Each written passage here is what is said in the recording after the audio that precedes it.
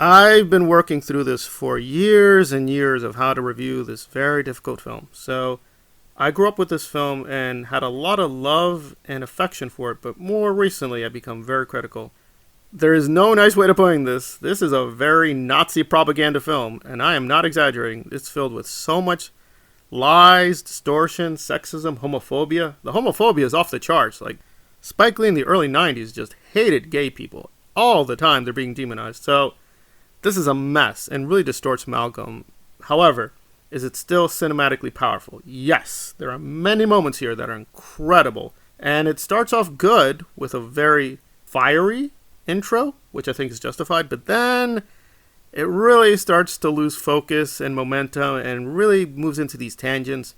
And frankly, Spike Lee is just making stuff up. Disappointing overall. Still a strong film. I do recommend it, but I cannot say, wow, this is the greatest film on Malcolm. No, it is a very poor film on Malcolm. However, it does give us something about Malcolm, the mythological figure. So on Malcolm and his life, this thing is horrible. It's terrible. It really, really distorts the man. However, it does tell us something about him as an icon in the black community as well as globally. I think there it's valuable. The basic structure is fine. This is what happened. Malcolm, during the war years and elsewhere, he was a hustler. He did become a Muslim and then was frankly fooled and tricked by them, and then he discovered the truth, and then he turned against them and was killed. So the basic structure is fine, but the way they're doing it is very disrespectful. However, within that mythological framework, is this a good film? Yes, I do think the performances are top-notch. Denzel actually did Malcolm on theater. He was playing Malcolm in New York. He has a lot of understanding of the character. However, they look nothing alike, so that's really weird. So they have no resemblance, but I do think he captured a bit of the spirit of Malcolm. It is very Christian.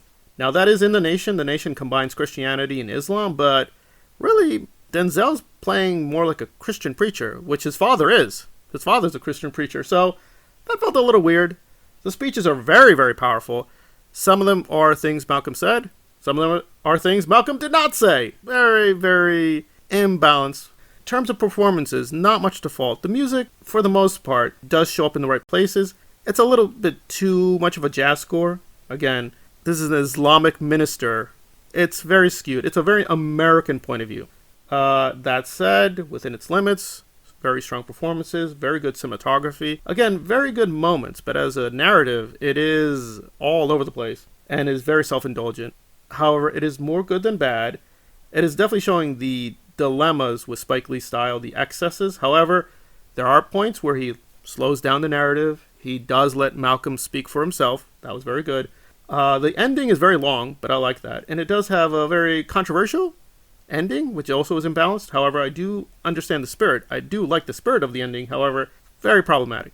As a film, I can't say it's a bad film. It is a very good film, but it is a propaganda film. So it's a very rare case that it is a good film, but very dangerous. It is not a film you should use to seriously understand Malcolm X. It is not. It is frankly a moronic fantasy film. However, there are very strong moments, very good scenes. I'm going to give this a 7 out of 10.